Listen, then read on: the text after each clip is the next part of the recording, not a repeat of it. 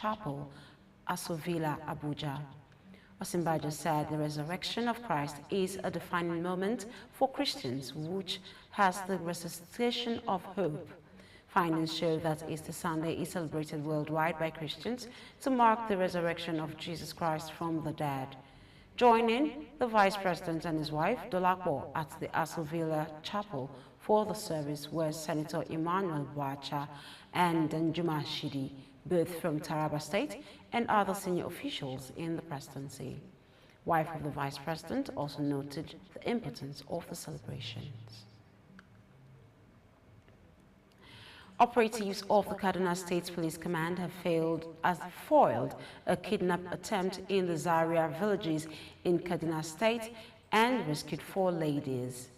According to the spokesperson of the Police Command, ASP Muhammad Jalige, at about 23:40 hours, the Kaduna Police Command received a distress call from an anonymous caller through DPO Dan Magaji Zaria. He added that on receiving the information, men of the Operation Puff Ada 2, a police unit and local vigilantes mobilized and ambushed bandits on their anticipated escape routes. Jalige stated that the strategy yielded dividends as 2 of the victims were rescued during a fierce encounter with the bandits. He therefore urged members of the public to always alert the police with prompt information, as the Commissioner of Police, Yekini Ayoku, has assured confidentiality of information received. Still on Easter celebration, as the Easter celebration comes to an end, Kaduna State Governor Nasser El-Rufai, during his Easter message, has advised Nigerians to continue to practice the lessons of sacrifice, care for the poor, deep spiritual reflection, and love for all humankind, irrespective of tribe or religion, as observed during the period of Lent. The governor, who described Nigerians as a people of faith, counseled that citizens should never let hope depart from their hearts. The message, with El-Rufai personally signed, said, "Let us uphold each other in our common humanity and pray for peace in our land. Let us do our best to promote harmony in our communities and reject strife in our land." The governor congratulated the Christian faithful in the state on the completion of the Lent and the great feast of Easter, calling it a festival of triumph. El-Rufai pointed out that Easter symbolizes the triumph of hope over despair and an affirmation that darkness cannot triumph or trump the plans and wishes of the Almighty God. When we return, news from other parts of West Africa. To stay with us.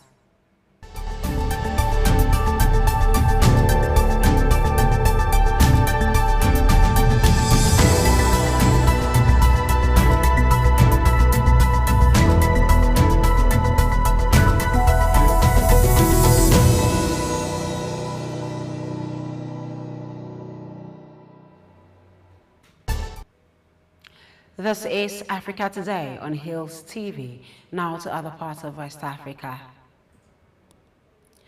A joint military force from Nigeria, Niger, and Cameroon said on Sunday that it had killed more than 100 Islamist insurgents, including 10 commandants, in the past few weeks, as it intensified a ground and air offensive in the Lake Chad region. Boko Haram fighters and its splinter Islamic State West African Province, a SWAP group, have for more than a decade battled the Nigerian army in a conflict that has sucked its neighboring states. Multinational Joint Task Force spokesman Colonel Mohammed Dole said troops had ventured deep into enclaves controlled by insurgents in the Lake Chad region and recovered several weapons, food, and illicit drugs. And out to DRC, where in Rutshuru province, many Christians looked as gloomy as the sky on Good Friday, despite the big celebrations of the Easter Triduum. Congolese from the eastern part of DRC were not in the mood. The M23 rebel group, who fights the army in the North Kivu province, forced over 36,000 to flee within the country. And according to the United Nations, over 10,000 left the area towards Uganda. If the end of clashes in some localities has brought some villagers back, others never left in the first place and were glad they survived the fighting. We now move to other parts of Africa. After this break, please stay with us. My name is Joel Idajile, the winner of Naija Boss Factor Season 1. I just want to say I'm so excited because, wow, this is a very big thing that has happened to me. And concerning this Season 2 that is coming, I'm just telling you, those that are going to be competing, bring in your A game. This is not something you come casually. Come with your A game, come for it. And Season 2 is up. Those of you that didn't enroll, I'm sorry, you have missed out big time. You scammed yourself. You think they were trying to scam you, but you scammed yourself. Thank you.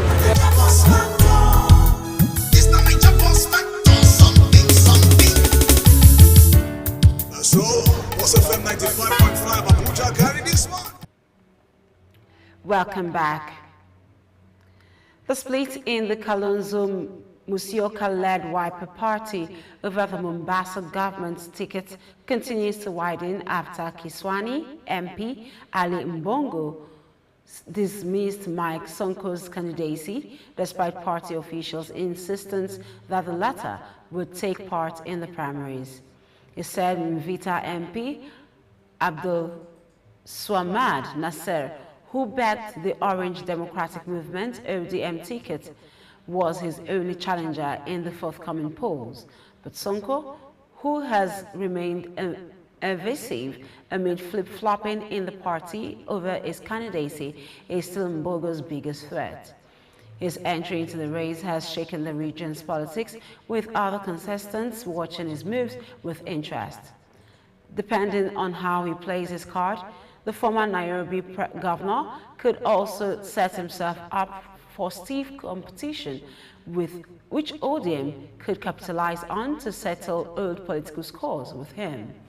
Sonko remained silent on his political move, but the nation has confirmed that Wiper has submitted his name to the Independent Electoral and Boundaries Commission, that is IEBC, as among aspirants cleared to seek the party's ticket in the primaries that were slated for yesterday.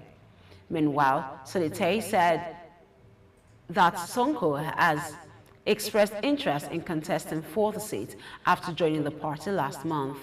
Nominations were postponed at the last minute to allow for talks between Sonko and Mbogo, who was last week issued with an interim certificate.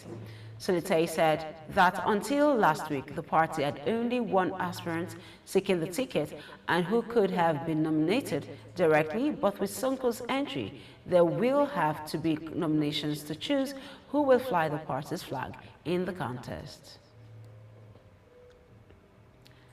South African authorities have found 6 more bodies amid ongoing rescue operations following devastating flooding in the country's east coast. Local media reported that KwaZulu-Natal Premier Sihile Zikalala assured that South Africa's search mission were back in full swing, despite having been impacted by extensive damage to the province.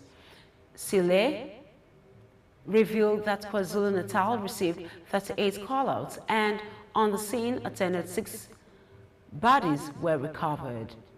Correspondents gathered that the floodwaters engulfed parts of the southeastern coastal city of Durban and surrounding areas early last week, ripping apart roads, destroying hospitals, and sweeping away homes with those trapped inside. Survivors of the deadly flood in the rural town of Inanda in eastern South Africa sought divine solace observing Easter Sunday.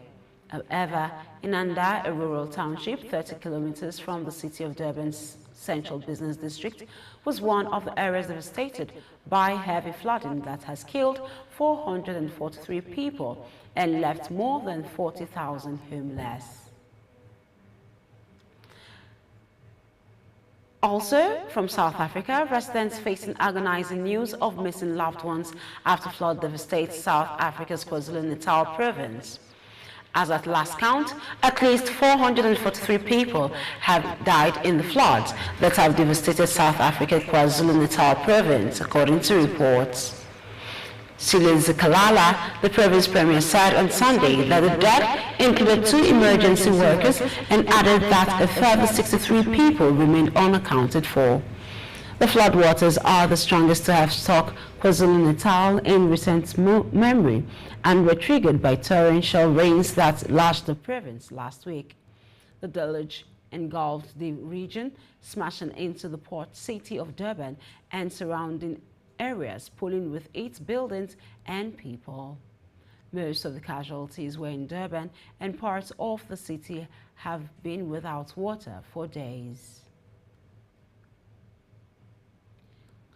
We go to business news after this break. Just stay with us.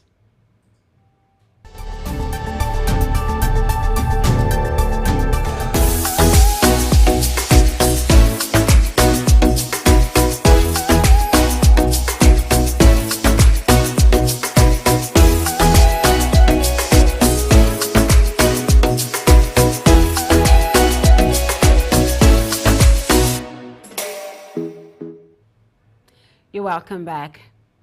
The World Bank says increasing fuel subsidy puts the Nigerian economy at a high risk as subsidy payments could significantly impact public finance and pose debt sustainability concerns.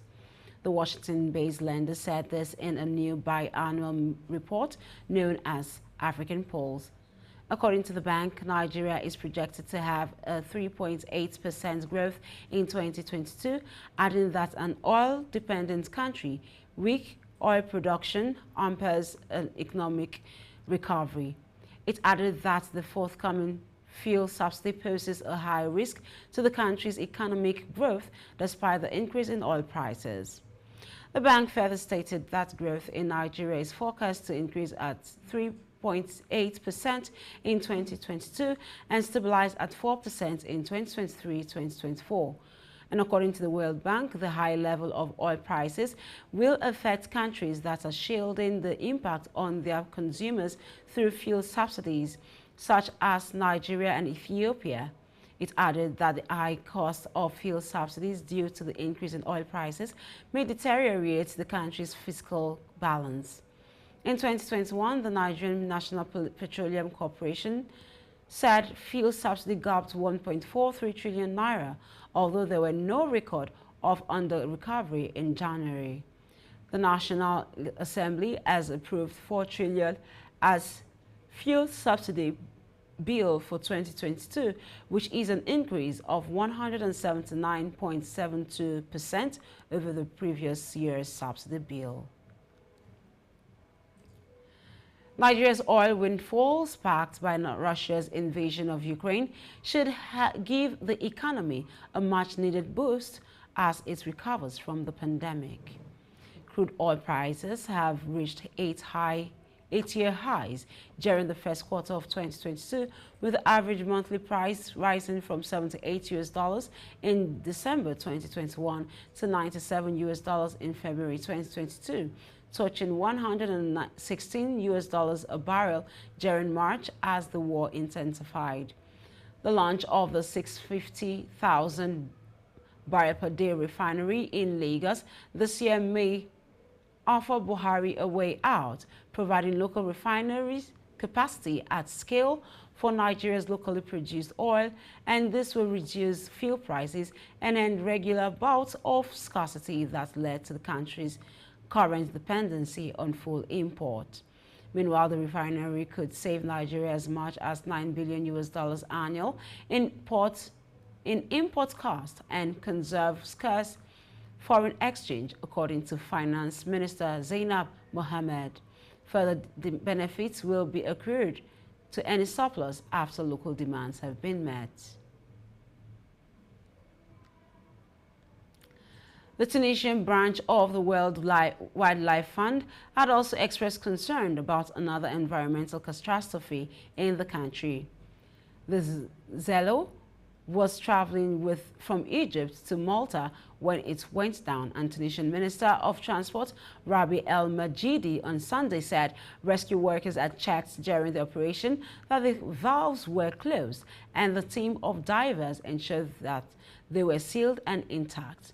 The crew of the Zelo had issued a distress call on Friday evening and sought shelter in Tunisian waters from bad weather from going down. Tunisian authorities rescued the 7-member group who received first aid and were moved to a hotel, even as officials are also investigating the itinerary of the tanker, which reportedly has Turkish and Libyan owners. We now join Richard Baden on Sports News. Do stay with us.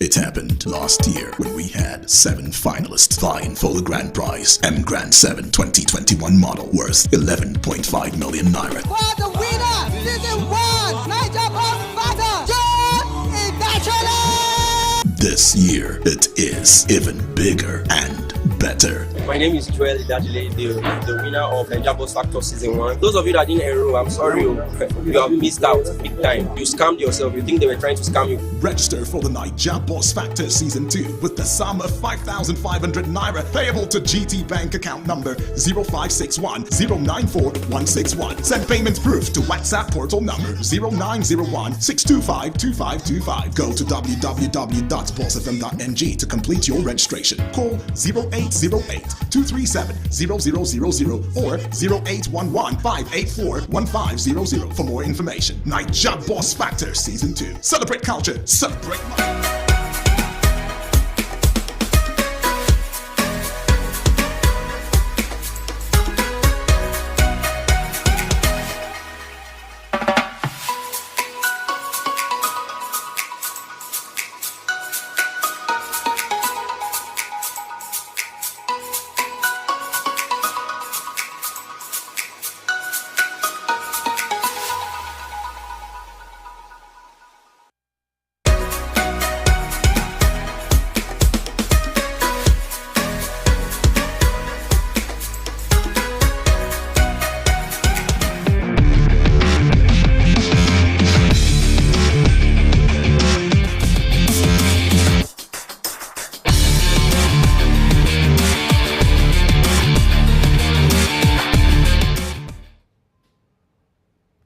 Good afternoon and welcome to Sports News on Africa Today. I'm Richard Badum. Nigeria's under-17 girls have one leg in the final round of the African Qualification Series for this year's FIFA Under-17 Women's World Cup after a 4-0 defeat of their Egyptian counterparts at the Moshood Abiola Stadium, Abuja on Sunday. Defender Tumininu Adesina had flashed a shot into the side netting in the 13th minute before the team's leading scorer, Okpeyemi Ajakai, drew applause with a snapshot after chipping the ball outside the 18-yard box. Adesina again shot above target in the 20th minute before Ajakai scored a 4th goal of the qualifiers with an angled shot that beat goalkeeper Abiba El Taher fair and square in the 28th minute. Nigeria would not relent and forward Omowumi Bello headed home the second goal in the 39th minute from a corner kick by Tumininu Adesina. Bello had 2 more opportunities to claim a hat-trick but missed narrowly from close range, just as Ajakai flubbed a good opportunity with 14 minutes left. Both teams clash again in Cairo on the last day of this month, with the winner most likely to play Ethiopia in the final round of the series for a ticket to the FIFA World Cup in India. Ethiopia trounced South Africa 3-0 away from home on Saturday. Still on sports, Kenya and Zimbabwe will be included in the 2023 Africa Cup of Nations qualifying draw on Tuesday in Johannesburg, despite being banned by FIFA over government interference. A Confederation of African Football, that is CAF, spokesman told newsmen that the bans will be lifted not later than 2 weeks before the first match day in June. A Zimbabwe government-funded umbrella sports body drew the eye of FIFA by sacking National Football Association executives led by Felton Kamambo over issues including failing to account for public funds. Kenyan Sports Ministry officials disbanded the National Football Federation after its president, Nick Mwendwa, was charged with multiple counts of fraud. CAF have a set deadline of mid-May for the bans to be lifted, or the countries will be barred from taking part. Should Kenya or Zimbabwe fail to have the suspensions lifted, the groups they are placed in will shrink from 4 nations to 3, with the top 2 finishers still qualifying for the finals. The first 2 qualifying match days are scheduled between May 30 and June 14, with 2 more rounds between September 19 and 27, and the final 2 next year from March 20 to 28. Ivory Coast, who staged the tournament in 1984 when it comprises just 8 teams and was won for the first time by Cameroon, will host a 24-team event next June and July.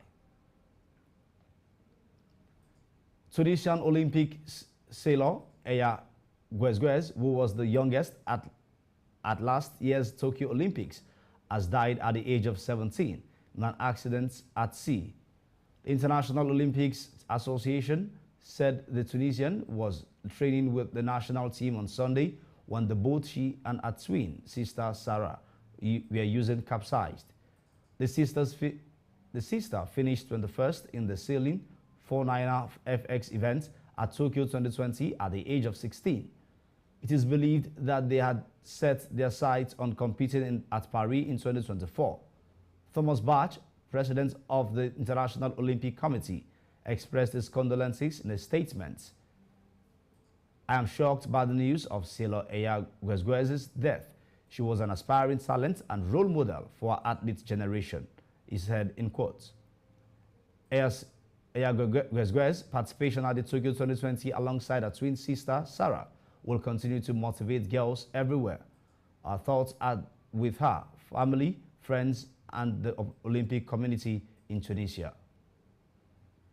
And that's your sports news on Africa Today.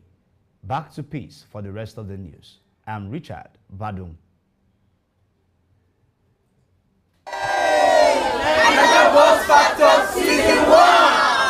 It happened last year when we had 7 finalists vying for the grand prize, M Grand 7 2021 model worth 11.5 million naira. For the winner, Season 1, Niger Boss Factor, John Ibachole! This year, it is even bigger and better. My name is Joel Idajile, the winner of Niger Boss Factor Season 1. Those of you that didn't enroll, I'm sorry, you have missed out big time. You scammed yourself. You think they were trying to scam you. Register for the Niger Boss Factor Season 2 with the sum of 5,500 naira payable to GT Bank account number 0561 094 161. Send payment proof to WhatsApp portal number 0901 625 2525. Go to www.bossfm.ng to complete your registration. Call 0808 237 0000 or 0811 584 1500 for more information. Niger Boss Factor Season 2. Celebrate culture, celebrate life. Terms and conditions apply. Welcome back. Nigeria's Inspector General of Police, that is IGP Usman Alkali Baba, in a bid to re-strategize for better security networking in Nigeria, has acquired 55 additional lorries, 5 water tankers, 2 coastal buses, and 15 armored personnel carriers, that is APCs, to aid strategic deployment of tactical squad to tackle insecurity across the length and breadth of the country, especially in the crisis-affected areas.